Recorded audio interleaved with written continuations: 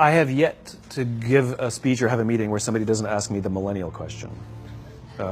What's the millennial question? Apparently, millennials as a generation, which is a group of people who were born approximately 1984 and after, are tough to manage.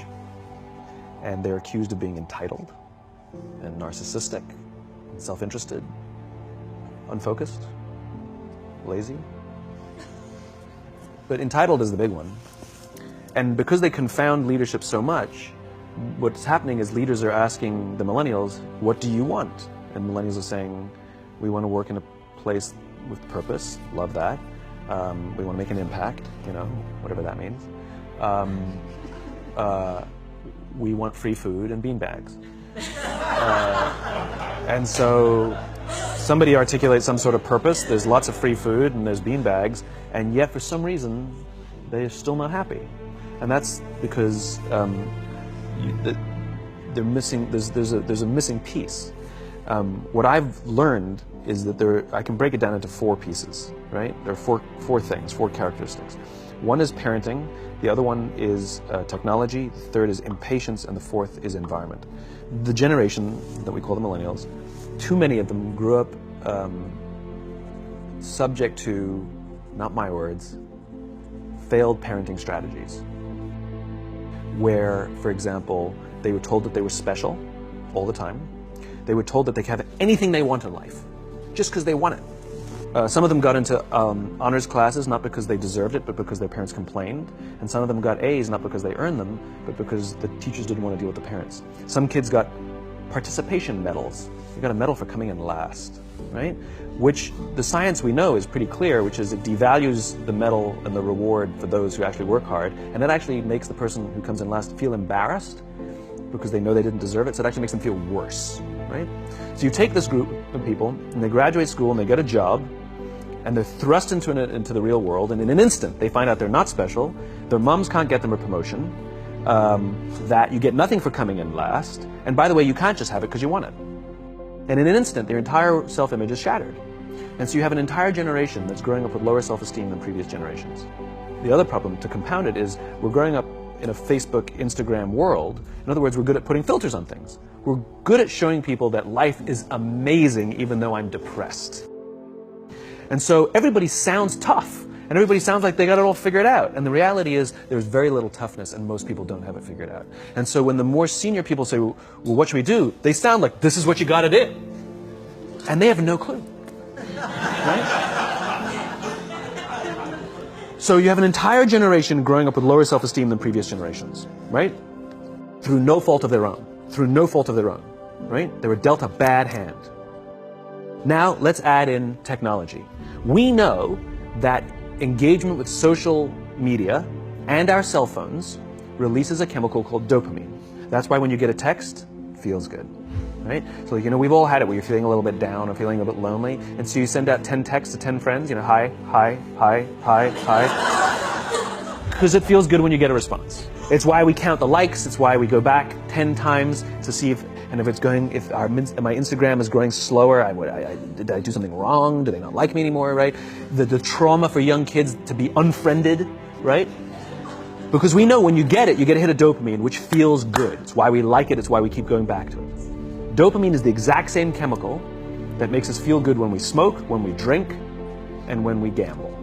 In other words, it's highly, highly addictive, right? We have age restrictions on smoking, gambling, and alcohol, and we have no age restrictions on social media and cell phones, which is the equivalent of opening up the liquor cabinet and saying to our teenagers, hey, by the way, this adolescence thing, if it gets you down... But that's basically what's happening. That's basically what's happening, right? That's basically what happened. You have an entire generation that has access to an addictive, numbing chemical called dopamine through social media and cell phones as they're going through the high stress of adolescence. Why is this important? Almost every alcoholic discovered alcohol when they were teenagers. When we're very, very young, the only approval we need is the approval of our parents. And as we go through adolescence, we make this transition where we now need the approval of our peers. Very frustrating for our parents, very important for us. It allows us to acculturate outside of our immediate families into the broader tribe, right? It's a highly, highly stressful and anxious period of our lives, and we're supposed to learn to rely on our friends. Some people, quite by accident, discover alcohol and numbing effects of dopamine to help them cope with the stresses and anxieties of adolescence. Unfortunately, that becomes hardwired in their brains, and for the rest of their lives, when they suffer significant stress, they will not turn to a person, they will turn to the bottle. Social stress, financial stress, career stress, that's pretty much the primary reasons why an alcoholic drinks, right? What's happening is, because we're allowing unfettered access to these dopamine-producing devices and media, basically it's becoming hardwired, and what we're seeing is, as they grow older, too many kids don't know how to form deep, meaningful relationships. Their words, not mine. They will admit that many of their friendships are superficial. They will admit that their friends, that they don't count on their friends, they don't rely on their friends, they have fun with their friends, but they also know that their friends will cancel on them if something better comes along. Deep, meaningful relationships are not there because they never practice the skill set, and worse, they don't have the coping mechanisms to deal with stress. So when significant stress starts to show up in their lives, they're not turning to a person, they're turning to a device, they're turning to social media, they're turning to these things which offer temporary relief. We know, the science is clear, we know that people who spend more time on Facebook suffer higher rates of depression than people who spend less time on Facebook. These things balanced. Alcohol is not bad, too much alcohol is bad. Gambling is fun, too much gambling is dangerous. There's nothing wrong with social media and cell phones. It's the imbalance. If you're sitting at dinner with your friends and you're texting somebody who's not there, that's a problem. That's an addiction. If you're sitting in a meeting with people you're supposed to be listening to and speaking, and you put your phone on the table, face up or face down, I don't care, that sends a subconscious message to the room that you're just not that important to me right now, right? That's what happens. And the fact that you cannot put it away is because you are addicted, right? If you wake up and you check your phone before you say good morning to your girlfriend, boyfriend, or spouse, you have an addiction. And like all addiction, in time, it'll destroy relationships, it'll cost time, and it'll cost money, and it'll make your life worse. So you have a generation growing up with lower self-esteem that doesn't have the coping mechanisms to deal with stress. Now you add in the sense of impatience. They've grown up in a world of instant gratification. You want to buy something, you go on Amazon, it arrives the next day. You want to watch a movie? Log on and watch a movie. You don't check movie times. You want to watch a TV show? Binge. You don't even have to wait week to week to week, right? I know people who skip seasons just so they can binge at the end of the season, right? Instant gratification. You want to go on a date? You don't even have to learn how to be like, hey. You don't even have to learn and practice that skill. You don't have to be the uncomfortable one who says yes when you mean no, and says no when you mean no, and yes when you don't have to swipe right. Bang, I'm a stud. Right? You don't have to learn the social coping mechanisms. Everything you want, you can have instantaneously. Everything you want, instant gratification. Except job satisfaction and strength of relationships, there ain't no app for that. They are slow, meandering, uncomfortable, messy processes. And so I keep meeting these wonderful, fantastic, idealistic, hardworking, smart kids. They just graduated school. They're in their entry-level job. I sit down with them and I go, how's it going? They go, I think I'm going to quit. I'm like, why? They're like, I'm not making an impact. I'm like, you've been here 8 months. You know? It's as if they're standing at the foot of a mountain and they have this abstract concept called impact that they want to have in the world, which is the summit. What they don't see is the mountain. I don't care if you go up the mountain quickly or slowly, but there's still a mountain. And so what this young generation needs to learn is patience. That some things that really, really matter, like love, or job fulfillment, joy, love of life, self-confidence, a skill set, any of these things, all of these things take time. Sometimes you can expedite pieces of it, but the overall journey is arduous and long and difficult. And if you don't ask for help and learn that skill set, you will fall off the mountain, or you will, the worst case scenario, and we're already seeing it, the worst case scenario is we're seeing an increase in suicide rates, we're seeing an increase in this generation, we're seeing an increase in accidental deaths due to drug overdoses, we're seeing more and more kids drop out of school or take leaves of absence due to depression. Unheard of. These are all, this is really bad. The best case scenario, those are all bad cases, right? The best case scenario is you'll have an entire population growing up and going through life and just never really finding joy. They'll never really find deep, deep fulfillment in work or in life. They'll just waft through life, and it'll be just, it's fine. How's your job? It's fine. It's the same as yesterday. How's your relationship? It's fine. Like that's the best case scenario. Which leads me to the fourth point, which is environment. Which is we're taking this amazing group of young, fantastic kids who were just dealt a bad hand. It's no fault of their own. And we put them in corporate environments that care more about the numbers than they do about the kids. They care more about the short-term gains than the long-term life of this young human being. We care more about the year than the lifetime, right?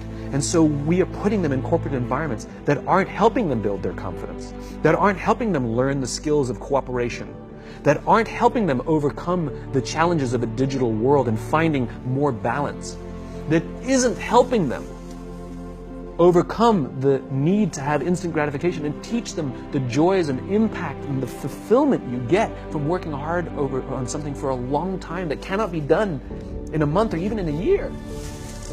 And so we're thrusting to them in corporate environments, and the worst part about it is they think it's them. They blame themselves. They think it's them who can't deal. And so it makes it all worse. It's not. I'm here to tell them it's not them. It's the corporations, it's the corporate environments, it's the total lack of good leadership in our world today that is making them feel the way they do. They were dealt a bad hand, and I hate to say it, but it's the company's responsibility. Sucks to be you, like we have no choice, right? This is what we got, and I wish that society and their parents did a better job. They didn't. So we're getting them in our companies, and we now have to pick up the slack. We have to work extra hard to figure out the ways that we build their confidence. We have to work extra hard to find ways to teach them the social skills that they're missing out on. There should be no cell phones in conference rooms. None. Zero. And I don't mean the kind of like sitting outside waiting to text. I mean like when you're sitting and waiting for a meeting to start, this is what we all do. We all sit here and wait for the meeting to start. Meeting starting? Okay. And we start the meeting. No, that's not how relationships are formed. Remember we talked about it's the little things? Relationships are formed this way. We're waiting for a meeting to start and we go, how's your dad? I heard he was in the hospital. Oh, he's really good. Thanks for asking. He's actually at home now. Oh, I'm really glad. It was really amazing. I know, it was really scary for him. That's how you form relationships. Hey, did you ever get that report done? Oh my God, no, I didn't. I'll help you out. Can I help you out with that? Really? That's how trust forms. Trust doesn't form at an event in a day. Even bad times don't form trust immediately. It's the slow, steady consistency. And we have to create mechanisms where we allow for those little innocuous interactions to happen. But when we allow cell phones in conference rooms, we just, okay, have the meeting. And then my favorite is like when there's a cell phone there and you go like this, you go. It rings and you go. I'm not going to answer that. Mr. Magnanimous, you know? When you're out for dinner with your friends, like I do this with my friends. When we're going out for dinner and we're leaving together, we'll leave our cell phones at home. Who are we calling? Maybe one of us will bring the phone in case we need to call an Uber or take a picture of our meal. That goes without saying, come on. I'm an idealist, but I'm not insane. You know? Not a heathen. I mean, it looked really good. We'll take one phone. And so it's like an alcoholic. The reason you take the alcohol out of the house is because we cannot trust our willpower. We're just not strong enough. But when you remove the temptation, it actually makes it a lot easier. And so when you just say, don't check your phone, people literally will go like this. And somebody will go to the bathroom, and what's the first thing we do? Because I wouldn't want to look around the restaurant for a minute and a half. But if you don't have the phone, you just kind of enjoy the world. And that's where ideas happen. The constant engagement is not where you have innovation and ideas. Ideas happen when our minds wander and we go, and you see something, I think I could do that. That's called innovation, right? But we're taking away all those little moments, right? You should not, and none of us should charge our phones by our beds. We should be charging our phones in the living rooms, right? Remove the temptation. You wake up in the middle of the night because you can't sleep, you won't check your phone, which makes it worse. But if it's in the living room, it's relaxed, it's fine. But it's my alarm clock. Buy an alarm clock. They cost $8, right? I'll buy you an alarm. But the point is we now in industry, whether we like it or not, we don't get a choice. We now have a responsibility to make up the shortfall and to help this amazing, idealistic, fantastic generation build their confidence, learn patience, learn the social skills, find a better balance between life and technology.